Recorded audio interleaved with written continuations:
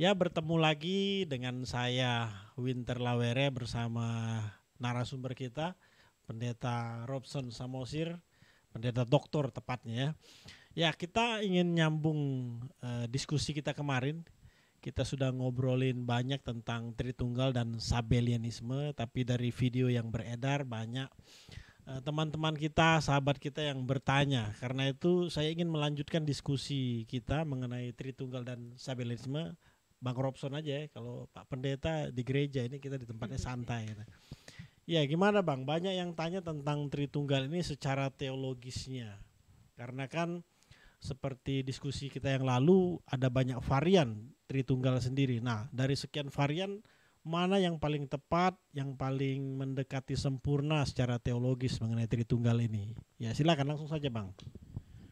Oke, terima kasih buat teman-teman yang memberikan tanggapan dan meminta supaya dibuat lagi video lanjutan untuk memberikan penjelasan yang lebih lanjut dan lebih komprehensif dari apa yang kita bahas dalam pertemuan yang sebelumnya. Nah, tentu menjadi menarik kalau kita mempersoalkan masalah teologisnya secara teologis. Ketika kita mempersoalkan apakah doktrin Tritunggal itu alkitabiah atau tidaknya, yang menjadi pertanyaannya apa kriteria alkitabiah itu. Ya. Nah ini jangan sampai kita miss atau salah dalam memahami konsep alkitabiah itu. Ya, yang dimaksud dengan alkitabiah itu apa dan bagaimana. Dan kalau bicara tentang alkitabiah, semua orang mengklaim ajarannya alkitabiah. Nah itu dia. Gak ada kelompok atau gereja atau tokoh atau teolog yang mengklaim dirinya atau ajarannya tidak alkitabiah. Saya tidak alkitabiah, tidak ada. Betul. Nah, tapi yang menjadi pertanyaan kalau semua mengklaim dirinya alkitabiah, nah jadi bingung kita. Kalau begitu jadinya siapa yang alkitabiah? Semuanya mengklaim alkitabiah. Ini kan jadi masalah ini pada akhirnya. Lalu pada akhirnya yang tidak kalah penting untuk kita persoalkan, ketika satu sama lain beda, tetapi sama-sama mengklaim dirinya alkitabiah, lalu harus menganut paham si A untuk bisa selamat. Nah, semua juga memiliki klaim yang sama. Pada akhirnya siapa yang akan selamat? Nah, ini persoalan kedua lagi nih. Ya kan? Nah, dibutuhkan suatu kejujuran dan kedalaman dalam berpikir dan elegansi dalam bersikap. Kita tidak bisa memungkiri atau menafikan bahwa dalam beberapa case kita harus memiliki posisi yang sama dalam beberapa case, seperti memandang Alkitab sebagai firman Allah dan tidak ada kebenaran di luar Alkitab. Ya, itu sebuah keyakinan yang sangat-sangat eksklusif dan absolut nilainya. Tidak boleh ada kompromi akan hal itu. Jadi supaya kita sama-sama memiliki pijakan yang sama, dan ini pijakan yang sama yang kita miliki. Alkitab sebagai firman Allah dan tidak ada kebenaran di luar Alkitab. Sehingga semua ajaran, semua teologi, semua doktrin harus bersumber pada Alkitab. Ya, sumber-sumber yang lain itu hanya untuk memperkaya kebenaran yang kita sudah yakini berdasarkan Alkitab. Bukan untuk memperkuat dalam pengertian seakan-akan Alkitab sendiri kurang kuat jadi perlu ditambahkan. Nah, kita nggak punya pemahaman atau pengertian seperti itu. Ya, tidak perlu ada tambahan apapun. Tapi kalaupun kita menggunakan sumber lain di luar Alkitab seperti data sejarah tidak menjadi masalah. Sebagai contoh untuk case kebangkitan Yesus, menjadi perlu bagi kita untuk membuktikan Yesus itu bangkit secara historis. Karena bukan hanya Alkitab yang menunjukkan bahwa Yesus itu bangkit, tapi secara sejarah pun, historis pun dapat dibuktikan. Ya, fakta dari kebangkitan Tuhan Yesus seperti kesaksian Josephus Flavius, Tacitus dan banyak tokoh-tokoh lain yang membuktikan kebenaran kebangkitan Yesus secara historis. Nah, terkait dengan Tritunggal dan ajaran-ajaran lain yang diformulasikan untuk menyimpulkan ajaran Alkitab tentang Allah dalam konteks kekristenan. Seperti apa seharusnya kita memandang Allah itu? Yang pertama, yang kita tahu, Allah itu sesuatu yang transenden. Transenden arti sederhananya atau teknisnya, nun jauh di sana nggak terhampiri oleh manusia. manusia sama sekali tidak bisa mengenal Allah, apalagi ketika manusia jatuh dalam dosa. Manusia hanya bisa mengenal Allah ketika Allah berinisiatif untuk memperkenalkan dirinya. Dan kita manusia hanya bisa mengenal Allah sejauh mana Allah menyatakan pengenalan akan dirinya kepada setiap kita. Di luar dari pengenalan itu kita nggak bisa mengetahuinya. Dan jangan coba-coba untuk menggali atau mengetahui sesuatu yang Tuhan tidak singkapkan. Bablas nanti. Ya, bablas nanti. Sesuatu yang tidak ada dalam Alkitab, kabur, terkesan, jangan lebih terang daripada Alkitab. Ya, kalau Alkitab kabur atau tidak jelas, ya jangan kita mencoba untuk lebih jelas daripada Alkitab. Ya. Nah, kalau untuk Allah jelas. Untuk case Allah dalam konteks Alkitab itu jelas. Allah itu transenden, tapi Allah yang transenden menjadi Allah yang imanen dalam diri dan karya Yesus Kristus. Kita tidak bisa mengenal Allah, tapi Allah berinisiatif untuk memperkenalkan dirinya melalui anaknya yang tunggal. Yohanes 3 ayat 16. Begitu besar kasih Allah ke dunia ini sehingga ia mengaruniakan anaknya yang tunggal. Nah, Yesus ini sebagai representatif. Ya. Dalam memperkenalkan Allah yang misteri, Allah yang transenden itu. Ya, Allah yang transendental. Kehadiran Yesus mewakili dari Allah yang jamak pribadinya. Atau yang kita sebut sebagai Allah yang Tritunggal. Dalam pertemuan yang sebelumnya kita sudah tegaskan, Bang ya. Kita tidak terlalu soal masalah cara pandang orang yang berbeda terhadap Alkitab. Silakan saja. Ya, pada akhirnya nggak ketemu juga kita. Karena teologi itu seperti karet, ditarik kemana aja bisa. Ditarik kemana aja bisa. Jadi yang paling penting adalah bagaimana kita mendasarkan dengan argumentasi yang kuat, dengan dasar yang kuat atas keyakinan kita. Itu yang paling penting. Dan yang tidak kalah penting adalah bagaimana kita membuktikan bahwa keyakinan kita itu benar lewat cara hidup kita yang benar. Sebab pada akhirnya apalah artinya? Hanya keyakinan dalam pikiran saja. Hanya teori-teori yang kita masuk dalam pikiran kita saja. Yang kita anggap sebagai sebuah kebenaran. Tidak ada yang salah dengan kita menganut teori yang kuat. Harus meyakini sesuatu dengan bukti atau teori yang kuat, harus. Tapi jangan hanya berhenti di situ. Kalau hanya berhenti di situ, kita nanti akan menjadi orang-orang yang hanya sekedar tajam dalam berdiskusi, tapi tumpul dalam bertindak, mudah sekali menghakimi orang lain, mencap orang lain, dan jahat sekali bibir kita. Ya kan? Dan saya tuh paling gak suka tuh ada orang yang begini nih, gampang sekali menyerang orang lain, menghakimi orang lain, tetapi nanti ketika dia dinilai orang lain, dia marah. Iya kan, nanti dengan gampang mengatakan janganlah kita berdebat, janganlah kita menghakimi orang lain. Iya kan, padahal dia sendiri suka menghakimi orang lain, hamba Tuhan lain, pendeta lain. Iya kan, ada tuh pendeta seperti itu. Iya kan, padahal nanti boleh Bang dipersoalkan masalah, boleh nggak kita sih berdebat? Nanti boleh dipersoalkan secara khusus mengenai hal ini, mengenai Tritunggal. Tetapi saya mau tegaskan, lebih bagus, lebih baik, seperti kita konsisten ini, seperti yang kita sudah diskusikan dalam pertemuan yang pertama, sesi yang pertama, lebih bagus kita secara elegan dan secara akademis, secara logis, filosofis, mengungkapkan berbagai macam argumentasi yang kita yakini. Kalau percaya Tritunggal, silakan. Beberkan argumentasinya. Ya, orang yang percaya di luar Tritunggal, ya beberkan argumentasinya. Biarlah publik yang menilai dan Tuhan bahkan yang secara khusus menilai apa dan bagaimana kita ke depannya, nasib kita ke depannya. Tetapi kita sama sekali tidak mereduksi nilai kebenaran doktrin dari Allah yang Tritunggal. Kita percaya sebagai orang Kristen yang Trinitarian. Kita di posisi itu, Tritunggal, percaya Tritunggal. Nanti lebih banyak saya akan uraikan berbagai macam argumentasi teologis. Tapi untuk pendahuluan di awal ini seperti ini yang mau saya tegaskan, Bang. Jadi ini baru awal ya, Bapak Ibu semua atau saudara-saudara kita yang sedang menyaksikan penjelasan secara teologis mengenai Tritunggal. Nah tadi sudah disinggung Allah yang transenden atau tepatnya Allah Bapa mungkin ya yang masih misteri itu ya. Ya, dan dia mengutus anaknya putranya yang tunggal. Lalu kalau kita baca lagi dalam Yohanes, Yesus sendiri mengutus Roh Kudus. Sudah jelas di sini ada 3. Nah ini 3 Tuhan, 3 pribadi atau seperti apa penjelasan teologisnya? Karena orang akan berpikir orang Kristen ini udah jelas-jelas ada 3 Tuhannya, tapi disebut Allah disebut ada 3 pribadi. Nah, apa yang membedakan atau apa persamaannya di sini mengenai Allah Bapa, ya, lalu ada Allah Anak, Allah Roh Kudus, bisa dijelaskan lebih detail lagi? Oke. Jadi begini, kita harus memahami secara teknis dulu ya, Ya. istilah Tritunggal. Jangan sampai gini, kita bilang kita ngaku percaya Tritunggal, tapi kita nggak ngerti paham Tritunggal. Kita nggak ngerti teori Tritunggal. Ya. Jadi kita percaya Tritunggal, tapi teorinya atau pahamnya Sabellianisme. Itu ada yang begitu.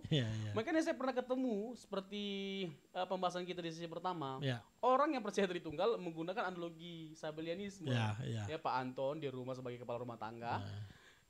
Di STT sebagai ketua STT atau rektor, di masyarakat sebagai RT, ketua RT.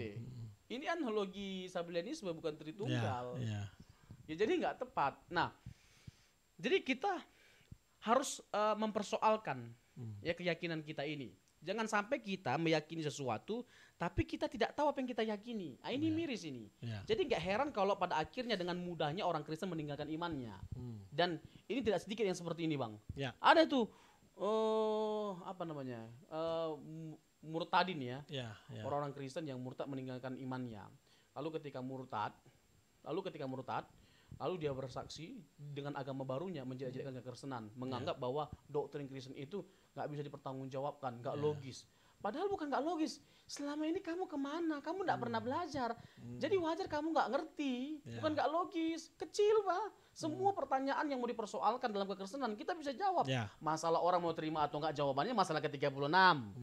Ya kan? Yang penting kita punya jawaban yang kuat, jawaban yang pasti. Ya kan? Apapun itu. Seperti contohnya Tritunggal ini yang sering dipermasalahkan. Ya kan?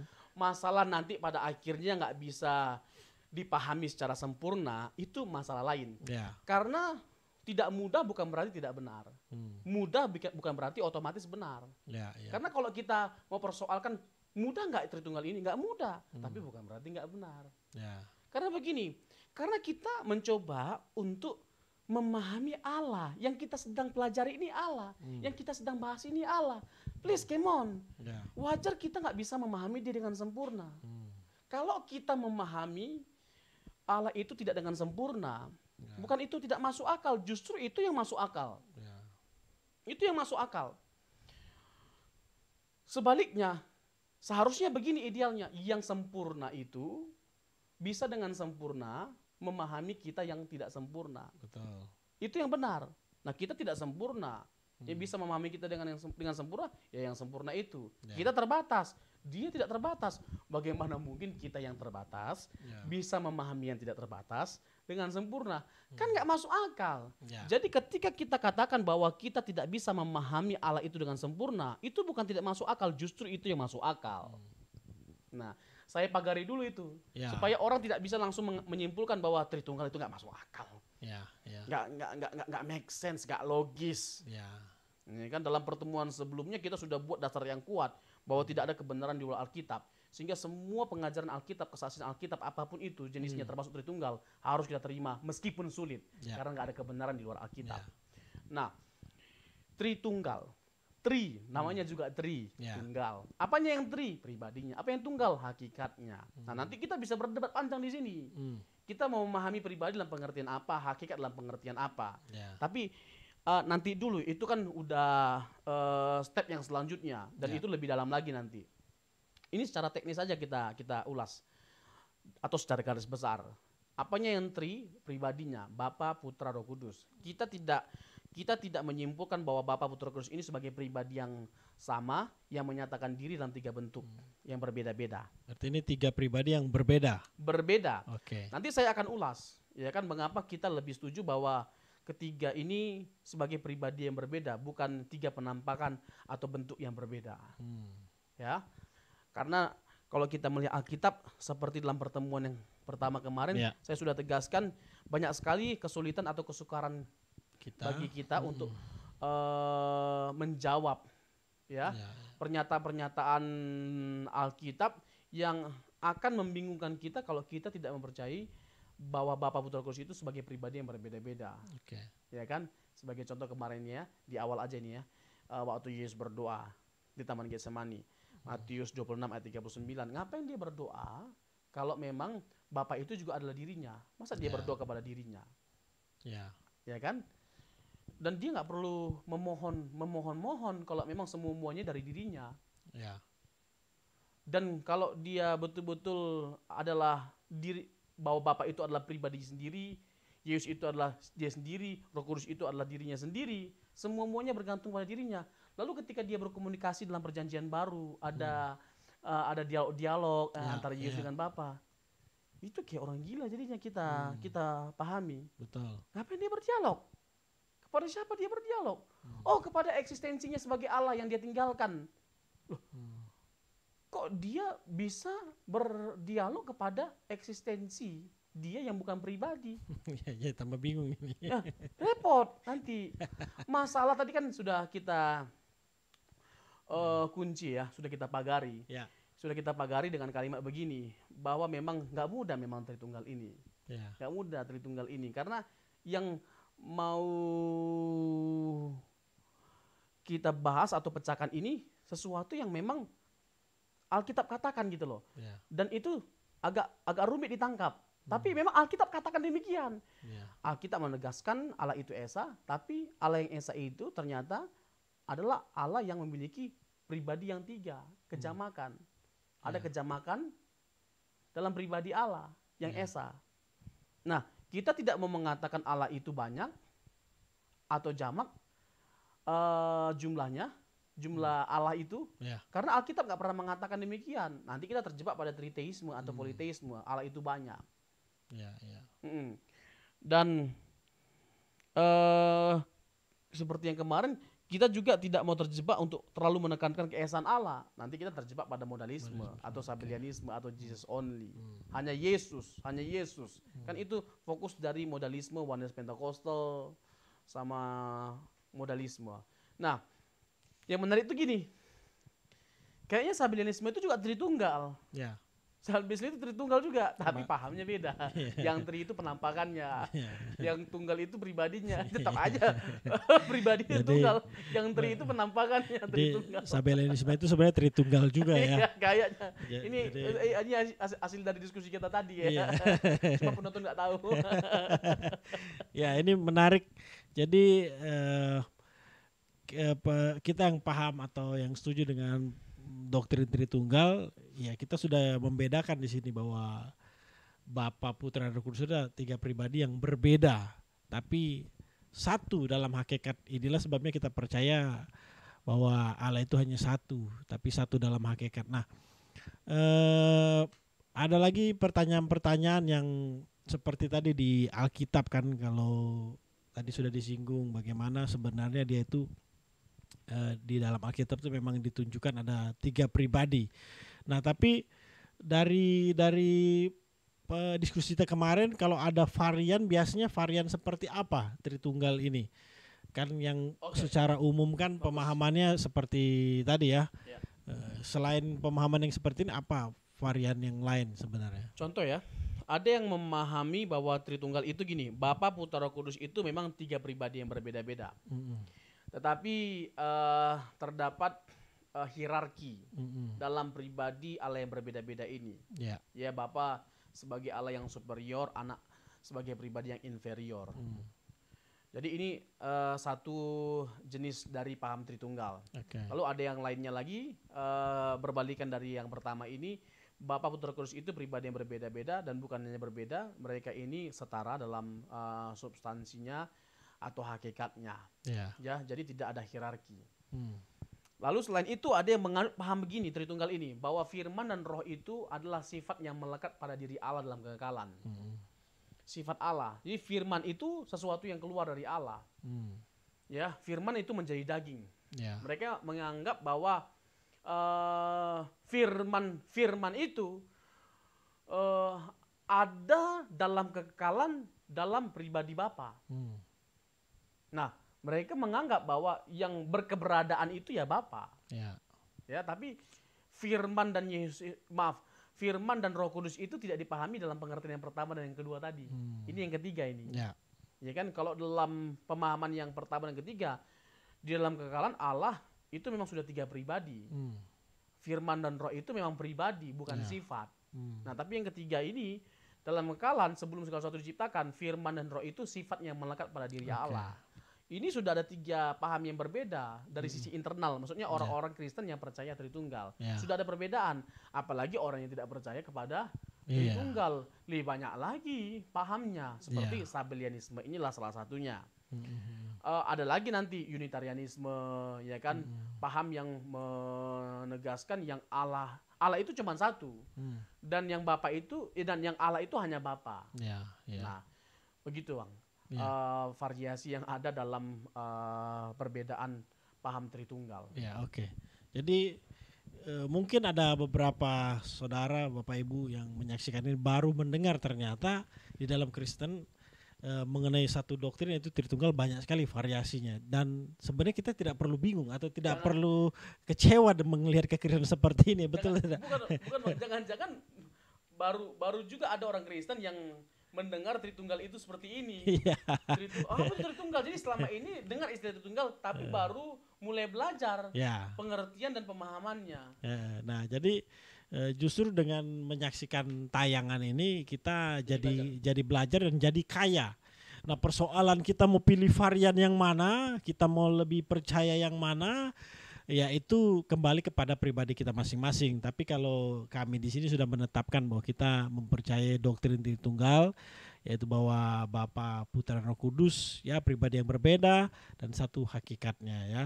Nah, persoalan sekali lagi kita tidak perlu bingung dan sebagainya. Nanti dalam kolom komentar kalau ingin bertanya lebih detail silakan ya, mungkin ya begitu ya. Nah, kita bahas sedikit mengenai pahamnya Sabellianisme ya, karena kemarin kan masih sedikit yang kita bahas. Pernah saya singgung juga kemarin bahwa ya tidak ada bahayanya sebenarnya dalam pengertian yang negatif sekali ketika seorang mempercayai doktrin Sabellianisme, karena mereka juga mempercayai Yesus adalah Tuhan. Yang bahaya itu adalah ketika sesama orang Kristen menyerang, menyesat-nyesatkan, lalu tidak secara gentle berhadapan, malahan ya ngomong di belakang kalau orang Indonesia bilang ya. Nah, Sabellianisme sendiri di Indonesia ini seperti apa pergerakannya, atau apakah mereka membahayakan kekristenan sendiri atau seperti apa pergerakan dari Sabellianisme ini menurut Bang Robson? Nah, ini kalimat yang berbahaya. Iya. Membahayakan. Iya, membahayakan dalam pengertian apakah mengganggu pergerakan kekristenan, apakah menghambat kekristenan, apakah mereka juga akhirnya memusuhi sesama Kristen, apakah mereka seperti atau tidak. Biar pemirsa kita kan tahu, sehingga ketika bertemu dengan sesama Kristen, Sabellianisme, musuh, jangan gitu. Padahal mereka, ya kita harus tahu juga seperti apa mereka ini di Indonesia atau pergerakan mereka ini. Itu menarik itu, musuh. Apakah kita mau menjadi bermusuhan? Apakah kita memandang orang lain yang berbeda dengan kita sebagai musuh kita?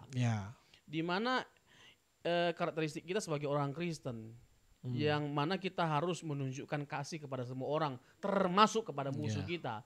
Dan itu pelajaran yang mahal yang Yesus berikan kepada orang Israel, orang Yahudi, ahli Taurat atau imam atau Lewi, terkait dengan Lukas 10 mengenai orang Samaria yang baik hati. Itu musuh orang Israel. Tapi justru yang dianggap musuh oleh orang Israel dijadikan teladan bagi orang Israel.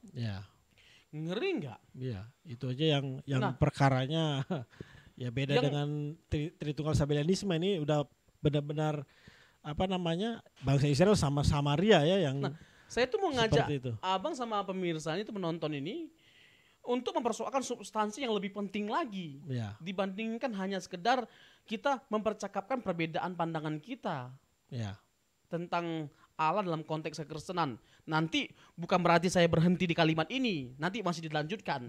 Bukan berarti saya tidak memandang penting loh. Jadi yang benar itu yang mana atau bagaimana, itu penting sekali, nanti kita persoalkan. Tapi jauh lebih penting untuk kita persoalkan hasil dari kita meyakini sesuatu itu benar itu apa. Kalau tidak berdampak apa-apa dengan hidup kita, lalu untuk apa Kita berkuar-kuar menyesatkan orang, menghakimi orang, masuk neraka. Ternyata kita yang masuk neraka. Coba kurang hebat apa orang Israel, orang Yahudi dalam memandang diri mereka. Betapa spesial mereka memandang diri mereka di hadapan Allah. Tapi lihat, banyak sekali mereka yang ditolak oleh Allah. Enggak jaminan status istimewa yang mereka miliki itu membuat mereka itu otomatis dibenarkan oleh Tuhan. Berapa kali kan mereka dihajar oleh Tuhan. Seperti contoh nih ya, dalam Matius 23 ayat 37 sampai 39. Tuhan Yesus menegaskan Yerusalem berulang-ulang kali aku hendak mengumpulkan engkau sama seperti induk ayam. Sama seperti induk ayam.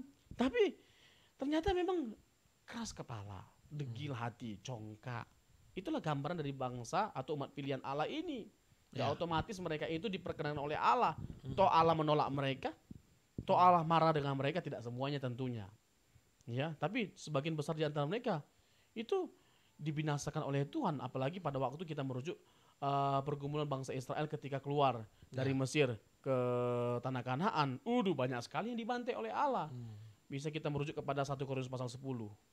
Jadi ya kan? apakah dengan mengatakan 10. Seperti ini maksudnya Bang Robson mau katakan ya, baik itu Sabelianisme, agama Muslim, Saksi Yehova, mereka itu ya saudara kita, bukan musuh kita. Makin cinta Tuhan Yesus nggak kita, makin seperti Tuhan Yesus nggak kita. Itu masalahnya. Karena begini, toh kan orang Sabelianisme ini percaya bahwa Bapa, Putra, Roh Kudus itu percaya, tapi tidak percaya bahwa Bapa, Putra, Roh Kudus ini sebagai pribadi yang berbeda-beda.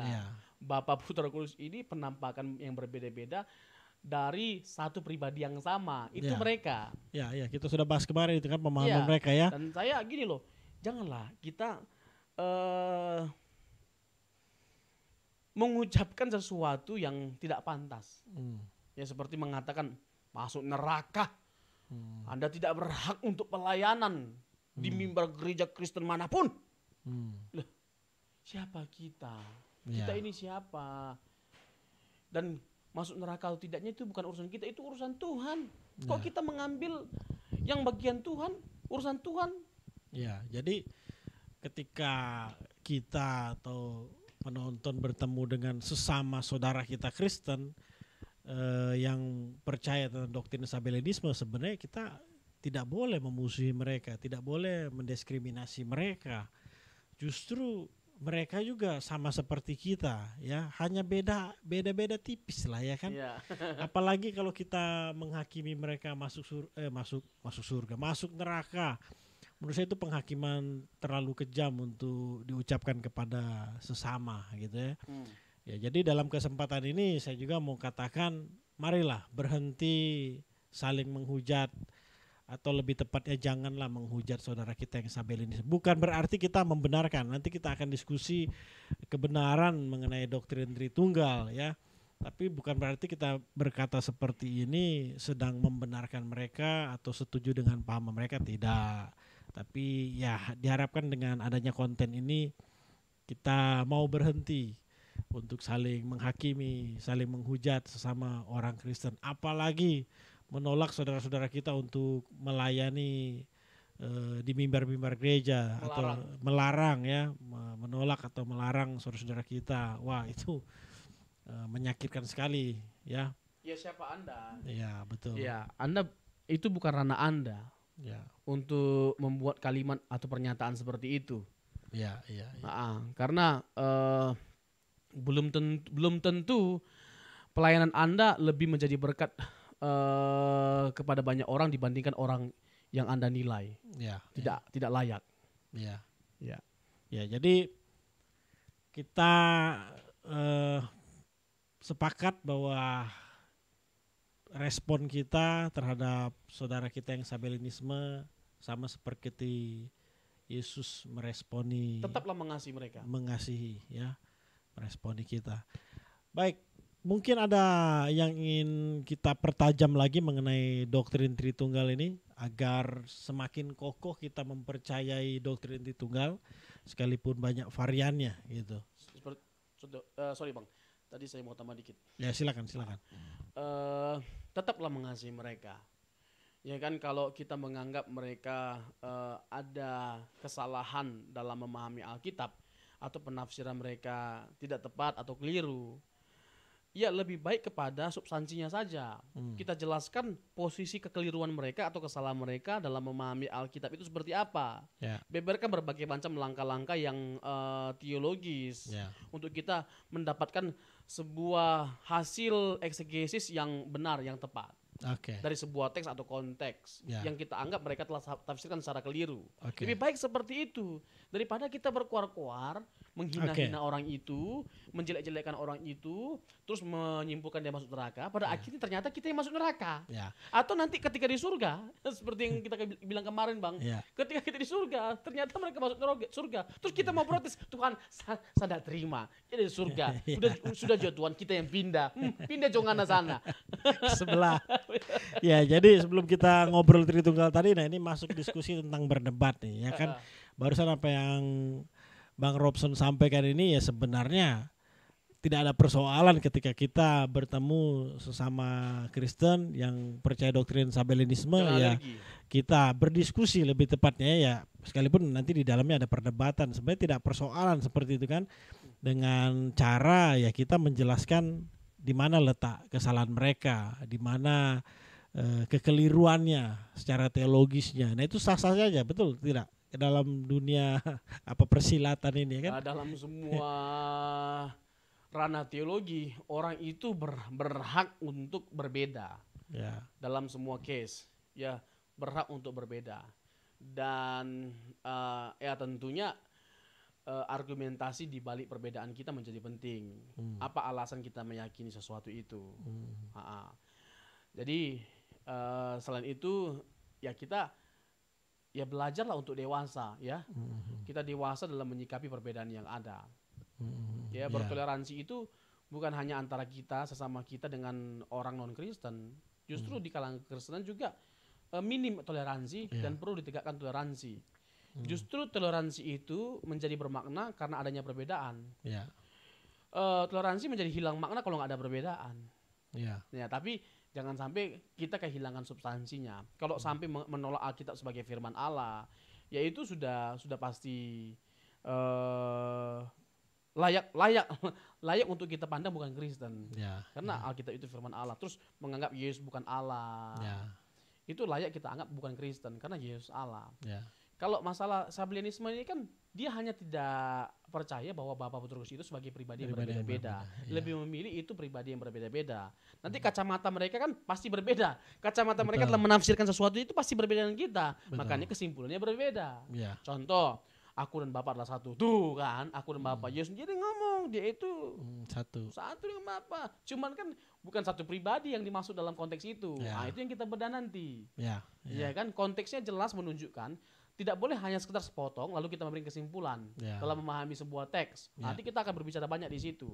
Nanti terus lagi Yohanes 14 ayat 8 dan 9. Itu juga dipandang unik dari sisi mereka. Mereka memandang bahwa Yohanes 14 ayat 8 dan 9 meneguhkan pernyataan mereka bahwa Bapa, Putra itu adalah pribadi yang sama. Kamu lihat aku, kamu lihat Bapa loh, Filipus. Gitu.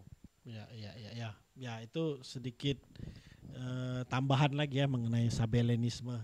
Nah, jadi yang kita mau pertajam secara teologis ya sekaligus menyinggung ayat-ayat yang tadi, kalau dalam kesempatan ini bisa langsung ditafsirkan sesuai konteksnya agar pemahaman kita tentang Tritunggal semakin tajam. Seperti apa? Silakan Bang Robson.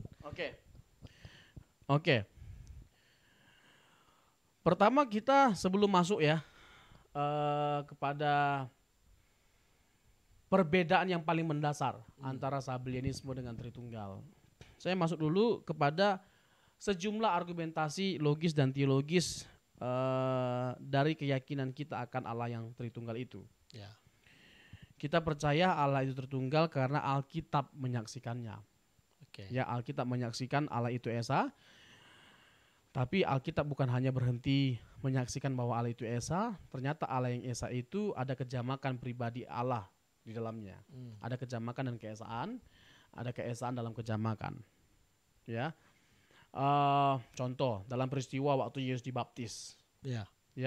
Dalam peristiwa yang sama ada muncul 3 pribadi yang berbeda-beda dalam waktu bersamaan. Ya, ada Bapa yang berkata, inilah anak yang kukasihi, kepadanya aku berkenan. Ada Yesus yang dibaptis, ada Roh Kudus yang turun dalam rupa merpati. Ya. Dalam peristiwa yang sama, ada 3 pribadi yang berbeda-beda yang muncul secara bersama-samaan. Ya. Ada 3, tidak lebih. Betul. Ya, ini bukan berbicara tentang kemahadiran Allah. Kalau bicara tentang Allah itu maha hadir, oh iya betul, Allah maha hadir. Ya. Tapi dia bisa hadir dalam bentuk yang berbeda-beda dalam waktu bersamaan. Itu bukan hanya sekedar menunjukkan adanya 3 bentuk yang berbeda-beda, tapi pribadi yang berbeda-beda. Nanti lebih lanjut lagi kita persoalan ketika masuk ke Injil Matius pasal 12. Ya. Ketika orang Farisi menuduh bahwa dia melakukan mujizat dengan kuasa Beelzebul. Yang dihina, yang dihujat oleh orang Farisi itu bukan Yesus secara langsung, tapi Roh Kudus. Jadi secara tidak langsung mereka mengklaim bahwa Roh Kudus itu Beelzebul. Makanya Tuhan Yesus tegaskan, menghujat anak diampuni, menghujat Roh Kudus tidak diampuni. Loh, ngapain dibedakan kalau bukan beda pribadinya? Ngapain dibedakan? Kenapa Yesus beda-bedakan? Nah, kan aneh. Nah, sementara satu sisi dalam konteks Matius juga sangat kental warnanya, pesan yang disampaikan oleh Matius bahwa Yesus itu adalah hamba. Ya, hamba. Mungkin saya agak terangkan dulu ya, sedikit silakan. Mengenai gambaran besar dari Yesus dari setiap Injil. Ya kan, Matius menggambarkan Yesus itu sebagai raja, Bang. Ya. Markus menggambarkan Yesus sebagai hamba. Lukas menggambarkan Yesus sebagai manusia. Yohanes menggambarkan Yesus itu sebagai anak Allah atau Allah. Ada keunikan di balik semua Injil ini, tapi kita tidak mau membahas itu secara mendetail karena bukan itu konteks pembahasan kita. Tapi yang mau saya katakan, Injil itu luar biasa. Menggambarkan atau mendeskripsikan Yesus itu secara lengkap dan sempurna. Ya kan? Raja, hamba, manusia, Allah. Ya, dia betul raja, dia betul hamba, karena dia datang bukan untuk melayani tapi bukan untuk dilayani tapi untuk melayani. Markus 10 ayat 45. Lalu Lukas sebagai manusia, Yohanes sebagai anak Allah atau Allah. Dimulai dari kristologi atas. Dijelaskan Yesus dari atas turun ke dunia, ya, Yohanes 1 ayat 1 sampai ayat yang ke-18. Itu terus apa tadi? Ya, dari Yesus itu keunikan Injil. Lalu yang mau kita tekankan bahwa Yesus ini pribadi Matius, Matius ya. Jadi jelas sekali ya, Matius mendeskripsikan adanya perbedaan antara Yesus dan Roh Kudus. Kalau memang Yesus dan Roh Kudus itu pribadi yang sama, ngapain Yesus membuat seakan-akan ada perbedaan? Ya kan, menghujat dirinya diampuni, menghujat Roh Kudus yang ada dalam dirinya itu tidak diampuni. Dan kalau memang kita mengakui, makanya menjadi penting melihat Alkitab itu secara komprehensif. Bukan hanya sola scriptura tapi total scriptura. Mengharmonisasikan seluruh konteks kitab yang ada. Ya, sehingga kita menghasilkan sebuah ajaran yang kuat. Ketika kita mengakui bahwa Yesus itu telah mengosongkan dirinya dalam seluruh atribut atau segala kemuliaannya, nanti dikembalikan pada waktu dia menang. Makanya kepadaku diberi kuasa. Ya kan, Matius 24 ayat 18 sampai 20. Menjadi tidak heran, ya, Roh Kudus yang adalah pribadi yang berbeda dengan Tuhan Yesus memenuhi Yesus. Roh Kuduslah yang memampukan Yesus dalam melaksanakan seluruh pelayanannya. Lukas pasal 4. Ya, Roh Allah menaungi aku, ya kan, sehingga memberitakan kabar baik kepada orang miskin, melakukan mujizat dan lain sebagainya macamnya. Kalau Yesus telah mengosongkan diri, lalu dengan kuasa apa dia melakukan mujizat? Kuasa Roh Kudus. Ya kan, dengan kuasa Roh Kudus. Nah, Roh Kudus itu pribadi yang berbeda dengan Yesus. Dia dinaungi oleh Roh Kudus waktu sejak lahir dalam kandungan. Lukas 1 ayat 35. Kalau memang Tuhan Yesus itu adalah Roh Kudus itu sendiri, Roh Kudus itu adalah Tuhan Yesus sendiri, masa dia dinaungi oleh dirinya sendiri? Ini kan, dia dikandung oleh benih Roh Kudus, Tuhan Yesus. Masa Roh Kudus itu mau dipahami pribadi yang sama dengan Yesus? Masa dia dinaungi oleh pribadinya sendiri, kan nggak mungkin. Nah dengan begini kan kita sudah mengungkapkan ketidaksetujuan kita dengan Sabellianisme sebenarnya. Betul. Tapi bukan berarti kita nggak menghargai mereka, nggak mengasihi mereka, nggak mencintai mereka. Oh, kita mencintai mereka, kita mengasihi mereka. Tapi kita perlu menjelaskan posisi kita secara elegan. Jelaskan secara elegan. Ada wibawa ilahi untuk kita menjelaskan argumentasi teologis kita secara ilmiah. Ya, jadi mau muter-muter ke ayat manapun atau mau melihat Injil manapun, lebih logis dan teologis kalau kita mempercayai bahwa Bapa, Yesus dan Roh Kudus adalah ketiga pribadi yang berbeda. Nah, dengan kita memahami seperti ini atau mempercayai seperti ini sesuai dengan Alkitab, maka tidak ada kesulitan bagi kita untuk menjelaskan beberapa ayat di Alkitab. Ya, contoh yang tadi ketika dalam satu peristiwa di mana Yesus dibaptis, jelas-jelas tuh ada tiga pribadi.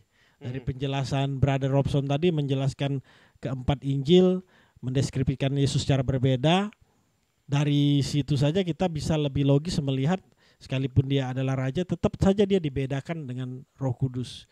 Sekalipun dia hamba, tetap saja dia dibedakan dengan Bapa. Jadi dari keempat Injil pun kita berputar-putar di beberapa ayat, lebih logis dan teologis kalau kita mempercayai doktrin Tritunggal bahwa Bapa, Yesus dan Roh Kudus pribadi yang berbeda-beda.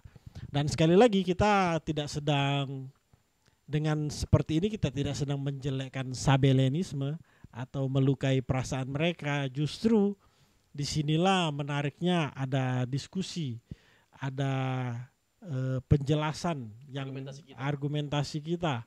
Ya, yang tentu saja secara logis dan teologis, dan persoalan apakah saudara kita mau menerima atau tidak, saudara kita yang percaya Sabellianisme menerima atau tidak, itu tidak persoalan bagi kita, tetap bersaudara begitu ya. Iya, betul. Betul sekali. Mungkin ada tambahan penjelasan sebelum kita closing statement? Oh, kalau penjelasan masih banyak ini sebenarnya. Masih banyak ya. Ya sudah, kita jangan closing statement dulu kalau gitu. Jadi ketika diminta sama teman-teman, sebenarnya tanpa diminta kita pasti buat lagi konten untuk hal ini. Dan kita sendiri sebenarnya waktu pertemuan yang pertama, untuk sesi yang pertama kemarin itu merasa begitu cepat sekali bergulir waktunya. Jadi kan nggak terasa langsung 37 menit. Padahal seakan-akan baru mulai. Baru mulai. Ini aja baru mulai kayaknya. Ini seperti baru mulai. Tiba-tiba udah closing statement lagi.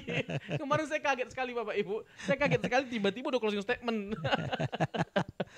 Nah, oke, saya tambahkan lagi ya Bang ya, argumentasi terkait dengan keyakinan kita. Di mana kita lebih setuju bahwa Bapa Putra Kudus itu bukan hanya tiga penampakan yang berbeda atau bentuk yang berbeda, tapi memang pribadi yang berbeda-beda. Nah, contoh ya Yohanes 10 ya, kita tidak boleh menghindari ayat-ayat yang mereka jadikan sebagai dasar keyakinan mereka. Contoh Yohanes 10 ayat 30. Ya kan, cara diskusi yang baik itu adalah ketika lawan kita atau orang lain atau teman kita yang berbeda dengan kita menyuguhkan ayat yang dia pakai sebagai dasar. Nggak boleh menghindari. Itu diskusi yang baik.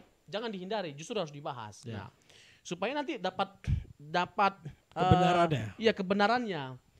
Ya kan, dapat mengetahui letak perbedaan kita di mana. Ya kan, dan yang lebih kuat irisannya yang mana. Nah, ini kan kalimat yang mantap nih, irisannya yang mana lebih kuat ya kan. Yohanes 10 ayat 30, aku dan Bapa adalah satu. Nah, kita perhatikan konteksnya. Ya, Yohanes 10 ini. Yesus ditolak oleh orang Yahudi. Salah satu penolakan terbesar orang Yahudi, baik itu orang Farisi, ahli Taurat atau ahli Taurat secara khusus, terhadap Yesus adalah karena tidak jarang Yesus itu menganggap dirinya secara tidak langsung adalah Allah, atau menyamakan dirinya dengan Bapa, padahal dia manusia. Dia tidak sedang mengatakan bahwa dia adalah Bapa itu sendiri, tapi dia menyamakan dirinya dengan Allah. Contoh waktu sebelum pada akhirnya dia diputuskan untuk disalibkan, kan berbagai macam kesaksian yang diberikan kepada Yesus itu yang berbeda-beda tuh. Orang yang beri kesaksian, nggak ada yang satu pun bisa sama kesaksiannya, sehingga nggak ada keterangan yang bisa dijadikan saksi untuk memutuskan penghukuman Yesus pada waktu itu. Tapi ketika ditanya sama imam, apakah engkau anak Allah? Engkau sendiri mengatakannya. Itu dianggap menghujat Yesus, menghujat Allah. Karena dia manusia dan dia sedang menyamakan dirinya dengan Bapa, dan itu tidak boleh. Dia menyamakan diri dengan Bapa, tapi dia tidak sedang mengatakan bahwa dia adalah Bapa. Itu dua hal yang berbeda. Nah, tapi bagaimana dengan Yohanes 10 ayat 30 tadi itu? Aku dan Bapa adalah satu. Nah, kita harus memahami, ini bahasa sederhananya saya jelaskan. Jadi merupakan sebuah ekstraksi ya dari hasil penelitian saya terhadap konteks ini. Satu di sini tidak boleh dipahami dalam pengertian satu pribadi, gak tepat, tapi satu tujuan atau satu hakikat atau satu visi atau misi. Karena konteksnya sebagaimana Bapa rindu untuk menyelamatkan manusia atau mengumpulkan anak-anaknya yang hilang, begitu juga dengan Tuhan Yesus. Ya, saya bacakan ya. Yohanes 10 ayat 17, Bapa mengasihi aku oleh karena aku memberikan nyawaku untuk menerimanya kembali. Bapa mengasihi aku. Yesus itu adalah pribadi yang berinkarnasi menjadi manusia. Dan yang mati itu hanya Yesus, bukan Bapa. Bapa gak ikut mati karena Bapa itu pribadi yang berbeda dengan Yesus. Nah, Bapa begitu mengasihi Yesus lebih-lebih. Karena apa? Karena dia merelakan dirinya, nyawanya untuk menebus dosa manusia. Jelas konteksnya. Konteksnya jelas, oleh karena aku memberikan nyawaku untuk menerimanya kembali. Ya. Lalu selanjutnya itu persoalannya, esensinya Yohanes 10 itu judul besarnya Yesus ditolak oleh orang Yahudi. Ya, Yesus ditolak oleh orang Yahudi. Kenapa? Karena dia sedang menyamakan dirinya dengan Bapa. Menyamakan diri, substansinya. Makanya Yesus tanya begini, ayat 32. Kata Yesus kepada mereka, banyak pekerjaan yang berasal dari Bapakku yang kuperlihatkan kepadamu. Pekerjaan manakah di antaranya yang menyebabkan kamu mau melempari aku? Jawab orang Yahudi, bukan karena suatu pekerjaan baik, maka kami mau melempari engkau, melainkan karena engkau menghujat Allah dan karena engkau sekalipun hanya seorang manusia saja, menyamakan dirimu dengan Allah. Di sini jadi ada dua persoalan, Bang. Ya, Yesus itu kan sering dianggap melanggar hari Sabat. Nah, bukan lagi persoalan itu yang dipersoalkan oleh orang Yahudi pada waktu itu. Tetapi apa? Masalah jauh lebih besar lagi. Menyamakan diri ya. Dengan Allah, dengan Bapa, ayat 32 tadi. Jadi bukan karena suatu pekerjaan baik maka kami mau melempari engkau, melainkan karena engkau menghujat Allah dan karena engkau sekalipun hanya seorang manusia saja, menyamakan dirimu dengan Allah. Hanya sekedar manusia. Hanya sekedar manusia, bagaimana mungkin manusia bisa menyamakan dirinya dengan Allah? Dan tidak ada kesimpulan lain sebenarnya selain kita menyimpulkan bahwa memang Yesus itu adalah Allah. Dia bukan hanya sekedar manusia. Dan orang Yahudi tahu betul bahwa Yesus itu sedang menyamakan atau menyatakan dirinya sebagai Allah secara tidak langsung. Gampang sekali sebenarnya kita kalau mau membuktikan Yesus itu Allah atau tidaknya. Dengan jujur kalau kita melihat kalimat ini, kita nggak mungkin nggak menyimpulkan bahwa dia memang sedang menyatakan dirinya secara tidak langsung adalah Allah. Dan bukan hanya menyatakan dirinya Allah, dia menyamakan dirinya dengan Allah. Menyamakan aku, kalau saya menyamakan diri saya dengan abang, bukan berarti saya mengatakan bahwa saya adalah abang. Itu jelas sekali. Ya, jadi ada distingsi yang jelas sekali dalam konteks ini kalau kita mau jujur memahaminya. Ya. Jikalau aku tidak melakukan pekerjaan-pekerjaan Bapakku, janganlah percaya kepadaku. Jikalau aku, ayat 37, tidak melakukan pekerjaan-pekerjaan Bapakku, janganlah percaya kepadaku. Tetapi jikalau aku melakukannya dan kamu tidak mau percaya kepadaku, percayalah akan pekerjaan-pekerjaan itu supaya kamu boleh mengetahui dan mengerti bahwa Bapa di dalam aku dan aku di dalam Bapa. Loh, masa saya di dalam diri saya lalu saya mengatakan bahwa sesuatu yang dalam diri saya itu bukan saya. Something outside, sesuatu yang dari luar. Ya kan? Bapak ini kan pribadi yang berbeda dengan anak. Nah, Bapak itu ada dalam diri Bapak. Bapak ada dalam diri anak. Lalu Bapak itu adalah anak. Kan lucu dipahami seperti itu. Jadi tambah bingung kita ya. Bingung kita. Jadi jauh lebih logis untuk kita menyimpulkan supaya kita nggak bingung bahwa memang Bapak Putra Kudus itu memang pribadi yang berbeda-beda. Contoh diutus, aku diutus oleh Bapak. Loh, kalau memang Bapak itu adalah Yesus, masa diutus oleh dirinya sendiri? Tuhan mengutus Tuhan. Iya. Ya. Mengutus dirinya sendiri. Dia mengutus dirinya sendiri. Bapa mengutus aku. Bapa itu adalah Yesus. Yesus itu adalah Bapa. Masa dia diutus oleh Bapa yang adalah dirinya sendiri? Loh, aneh. Aku mengutus diri saya sendiri kan aneh. Pergilah. Pergilah selamatkan umat manusia. Masa saya mengutus diri saya sendiri? Kan jauh lebih logis kalau kita memaknai bahwa memang ada perbedaan pribadi antara Bapa dan Yesus, sehingga make sense kalimat ini dan mudah dipahami bahwa Bapa pribadi yang berbeda dengan anak telah mengutus anak untuk menyelamatkan umat manusia. Contoh lagi Bang, ya waktu disalibkan, Eloi Eloi lama sabachthani, ya kan, mengapa engkau meninggalkan aku, Allahku Allahku. Jadi itu nggak mungkin pribadi yang nggak mungkin pribadi yang sama, pasti pribadi yang berbeda. Jadi memang Bapak itu telah meninggalkan dia, dan Bapak tidak boleh ada intervensi dengan anak dalam penyelesaian misi penyelamatan. Harus sampai selesai dikerjakan oleh Tuhan Yesus. Sampai selesainya maksudnya kapan? Sampai pada waktu dia mati. Ya, Bapak harus memalingkan wajahnya. Ya, tidak boleh ada intervensi sedikit pun sampai misi dari penyelamatan anak ini selesai. Ya. Begitu Bang. Ya, jadi kalau saya simpulkan sedikit, tidak ada statement di mana Yesus mengakui bahwa dia adalah Bapa. Tapi banyak sekali ayat-ayat di Alkitab atau konteks yang kalau kita pelajari dari latar belakang sebagainya, Yesus mengakui bahwa dia menyamakan dirinya dengan Bapa. Nah, menyamakan di sini ya sesuai dengan Yohanes 10, dia adalah dan Bapa adalah satu. Satu dalam hal apa? Ya dalam hakikatnya. Misi. Tidak mungkin visi misi Yesus berbeda dengan Bapa. Tidak mungkin apa yang menjadi keinginan Bapa itu tidak sama dengan Yesus. Nah, disinilah kesatuannya, disinilah satunya itu. Jadi tidak terlalu sulit sebenarnya memahami satu hakikat itu atau Tritunggal itu, karena kita menemukan benang merahnya akhirnya. Di mana satunya Yesus dengan Bapa itu, ya satu hakikat. Apa yang menjadi isi hatinya Bapa, ya ada juga di dalam isi hatinya Yesus. Kerinduannya. Iya, punya kerinduan yang sama, dan kita tidak akan menemukan ayat di Alkitab di mana ada perbedaan atau ada pertentangan. Tidak akan menemukan. Nah, disinilah luar biasanya Allah Tritunggal itu.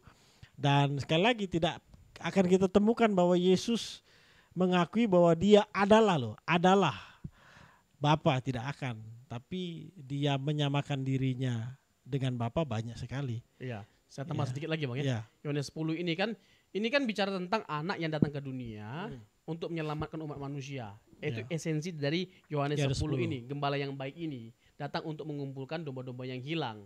Nah, ternyata untuk karya untuk menyelamatkan manusia atau domba-domba yang hilang bukan hanya kerinduan anak, tapi ini juga kerinduan Bapa. Ya. Jadi satu dalam pengertian itu, mereka satu dalam tujuan, satu dalam visi. Atau bahkan hakikat, karena tujuannya sama, yaitu untuk menyelamatkan umat manusia. Tidak mungkin hakikatnya tidak sama. Karena kalau Yesus tidak Allah, dia tidak berhak untuk menyelamatkan umat manusia. Karena hanya Allah yang bisa menyelamatkan manusia. Dan hanya pribadi yang dari surga yang bisa membawa manusia ke surga. Ini prinsip sekali ini prinsip sekali, ini penting sekali. Hanya pribadi yang dari surga yang bisa membawa manusia ke surga. Untuk itulah kita percaya kepada Yesus.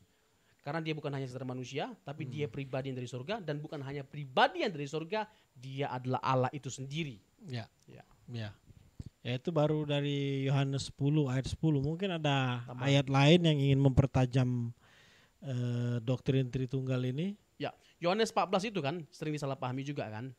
Ini ayat yang mereka pakai sebagai dasar. Kata Filipus kepadanya, Tuhan tunjukkanlah Bapa itu kepada kami, itu sudah cukup bagi kami. Ayat 9. Kata Yesus kepadanya, telah sekian lama aku bersama-sama kamu Filipus, namun engkau tidak mengenal aku. Barang siapa telah melihat aku, ia telah melihat Bapa. Bagaimana engkau berkata, tunjukkanlah Bapa itu kepada kami. Tunjukkanlah Bapa itu kepada kami. Jadi ketika Yesus berkata, kamu lihat aku, sama dengan kamu lihat Bapa. Bukan sedang mengatakan bahwa Yesus itu Bapa, tapi Yesus adalah representasi dari Bapa. Kan begitu Tritunggal kan. Waktu mati, yang mati itu hanya anak, bukan Bapa. Jadi ketika Yesus datang ke dunia, dia memperkenalkan kemisterian Allah. Allah itu transenden, Allah nggak bisa dikenal. Supaya Allah bisa dikenal, dia harus menjadi Allah yang imanen. Dan imanensi Allah itu diwujud nyatakan lewat inkarnasinya menjadi manusia. Menjadi manusia yang mengosongkan diri. Ibrani 2 ayat 17, ya kan? Dia benar-benar menjadi sama dalam segala hal dengan manusia. Itu jelas sekali. Nah, kalau anak ini, anak yang diutus oleh Bapa ini, tidak datang menghampiri kita, maka tidak mungkin kita bisa mengenal Allah. Dan dia menjadi perwakilan Allah. Coba ini Bang ya. Coba Yohanes 1 ayat 18.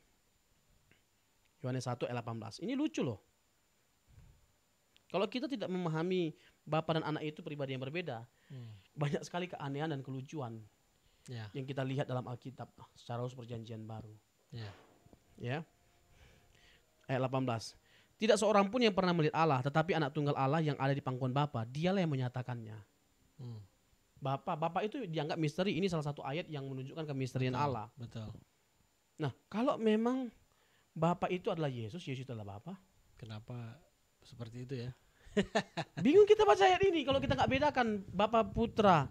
Hanya Yesus yang melihat Bapa. Loh, hanya Yesus yang melihat Bapa. Yesus dan Bapa itu adalah dirinya sendiri. Terus dia nggak pernah lihat dirinya sendiri, kan bingung. Berarti Bapa itu bukan pribadi Yesus, Yesus bukan pribadi Bapa, dan Bapa yang adalah misteri itu jadi diketahui oleh manusia lewat kehadiran anaknya yang tunggal. Karena hanya yang bersama dengan Bapa dalam kekekalan lah yang bisa memperkenalkan atau mewakili Bapa, dan itu adalah anak. Itu jelas sekali, Bang. Ya, jadi ini ayat yang berbeda, ya, tapi menunjukkan luar biasanya kalau kita mempercayai doktrin Tritunggal itu. Lebih logis dan teologis bahwa ketika Yesus mengatakan kamu melihat aku sama dengan melihat Bapa, ya Bapa yang misteri itu loh, yang nggak bisa dilihat itu. Ketika kamu lihat aku, akhirnya kamu bisa lihat nih yang misteri itu dalam wujud ya pribadi yang berbeda, manusia. Sesederhana itu memahami ayat-ayat ini gitu ya. Betul. Jadi bagi kita yang mempercayai doktrin Tritunggal ini, sekali lagi kita jadi lebih logis dalam memahami. Nah, ini ada pertanyaan praktis. Boleh saya tambah lagi? Ya, silakan. Terkait dengan Yohanes 1 ayat 18, korelasinya. Itu sama halnya dengan Yohanes 6. Yohanes 6 Bang ya, ayat. Saya baca ya ayat 44 ya. Tidak ada seorang pun yang dapat datang kepadaku jikalau ia tidak ditarik oleh Bapa yang mengutus aku. Ya kan, ini sudah memberikan indikasi kuat bahwa tidak mungkin kita menyamakan pribadi anak dengan Bapa. Ya kan, Bapa itu sebagai pribadi yang berbeda dengan Yesus yang menarik. Yang menarik. Ayat 45. Ada tertulis dalam kitab nabi-nabi dan mereka semua akan diajar oleh Allah. Diajar oleh Allah langsung. Siapa itu? Yesus. Dia adalah Allah itu sendiri dan dia langsung mengajar langsung. Dia yang mengajar langsung atau ia bertemu langsung orang-orang Israel. Dan setiap orang yang telah mendengar dan menerima pengajaran dari Bapa datang kepadaku. Datang kepadaku. Ayat 46, hal itu tidak berarti bahwa ada orang yang telah melihat Bapa. Ya kan, terkesan dari ayat 45 tadi itu. Ada yang lihat Bapa berarti. Ya kan? Dan setiap orang yang telah mendengar dan menerima pengajaran dari Bapa datang kepada aku. Bapa mengajar. Berarti pernah dilihat dong? Enggak. Ayat 46, hal itu tidak berarti bahwa ada orang yang telah melihat Bapa. Hanya dia yang datang dari Allah, dialah yang telah melihat Bapa. Hanya dia. Siapa itu? Yang sudah bersama dengan Bapa dalam kekekalan. Dan itu bukan Bapa. Dia adalah anak, Yesus. Betul. Ya, dia sudah bersama-sama dengan Bapa, dan yang sudah bersama-sama dengan Bapa dalam kekekalan inilah yang bisa memperkenalkan atau mewakili Bapa. Ya. Jadi tambah jelas ya. Nah, ini ada pertanyaan praktis, Bang. Sudah jelas-jelas nih orang Kristen mempercayai 3 pribadi yang berbeda, tapi satu hakikat. Lalu ini pertanyaan praktis seperti ini, kita ini mau berdoanya bagaimana nih? Kalau ada 3 seperti ini ya kan, ada pertanyaannya dari saudara kita atau dari Kristen sendiri bingung. Kalau kayak gini kita doanya gimana nih? Ada 3 pribadi yang berbeda. Apakah doa satu persatu ditujukan ke satu pribadi atau seperti apa? Nah, kira-kira pertanyaan praktis seperti ini dijawab secara teologis dan logisnya seperti apa? Sangat sederhana ya untuk menjawab pertanyaan ini. Karena kita mengklaim bahwa ketiga pribadi ini adalah Allah, yang tidak bisa terpisahkan. Karena ketiganya Allah, maka tidak ada yang salah atau tidak perlu kita ragu-ragu ketika kita berdoa kepada ketiga pribadi ini. Karena kan sama-sama Allah. Nggak ada yang setengah Allah, semuanya Allah. Dan semuanya memiliki sifat yang sama, karakteristik yang sama, atribut-atribut yang sama. Karena mereka memiliki substansi yang sama, atribut yang sama, hakikat yang sama, maka mereka sama-sama mempunyai kuasa untuk menjadi sumber jawaban atas setiap doa kita. Jadi kepada siapapun dari ketiga pribadi ini, itu nggak ada masalah. Tetapi kalau kita bicara tentang konteks ya, kita buka dulu Yohanes 16 Bang ya. Yohanes 16 sebentar. Yohanes pasal 16.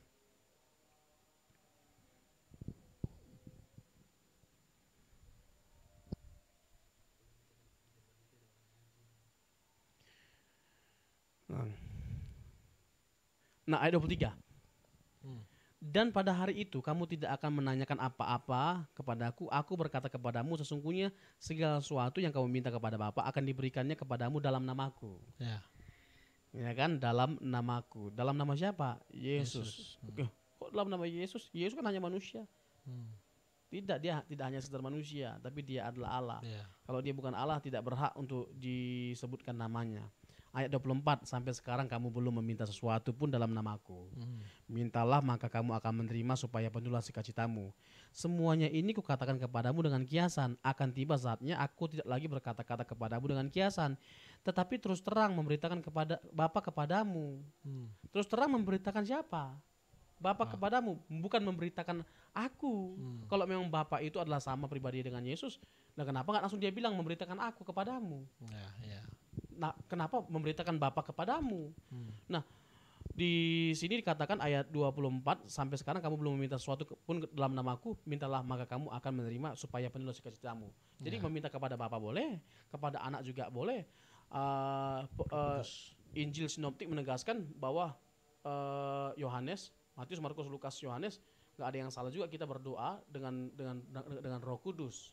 Ya kan, Roh Kudus akan membantu kita. Roma, kitab Roma, ya dengan semua keluhan-keluhan yang tidak terucap. Itu jelas ya, dalam surat Paulus di surat Roma.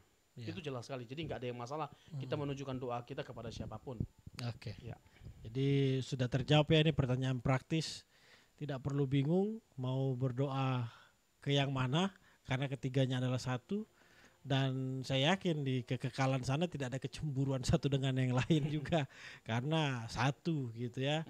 Dan kalaupun kita mau menyebut seperti sebuah formulasi Bapa, Anak, Roh Kudus juga tidak persoalan ya kan, karena memang ada tiga pribadi yang berbeda.